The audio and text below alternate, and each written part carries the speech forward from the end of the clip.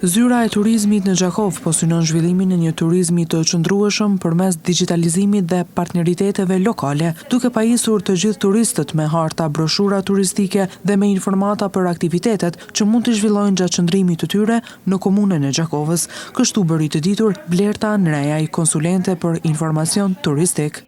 Zyra e turizmit ka për qëllim një turizëm të qëndrueshëm, digitalizim edhe partneritet. Ne këtu si zyra e turizmit jemi të hapur çdo ditë prej orës 8 deri në ora 16.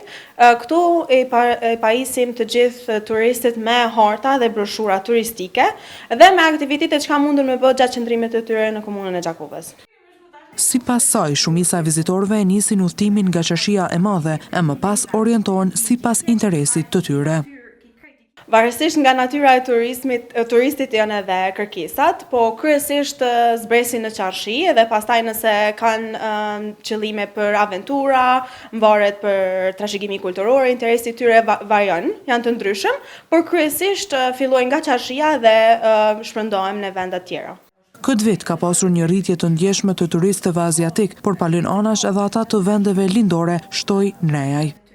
Këtë vit të ri veç ka fillu numri i turistëve edhe po vrehet një numër i madh i turistëve aziatik, gjë që shihen shumë shpesh në qytet grupe të organizuara të turistëve, po palën anash edhe ata të vendeve lindore.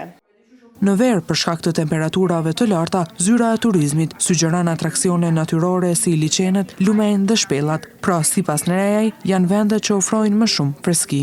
Tash, ditëve të ngrohta, na shumë i sugjerojmë edhe liçenjtë edhe lumenjtë, për shkak se ato ju ofrojnë edhe freski dhe tash kemi edhe shititorët e rregulluar ku ata mund me kalu kohën e tyre, por palën anash edhe shpellat, sepse edhe ato kanë freskinë e tyre, kështu që varet çfarë është edhe orientimi i tyre. Zyra e turizmit në Gjakov gjithashtu ka ftuar operatorët ekonomik, të cilët ofrojnë shërbime për vizitorët në komunën e Gjakovës që të bashkëpunojnë me zyrën e turizmit për të promovuar sa më mirë bizneset e tyre.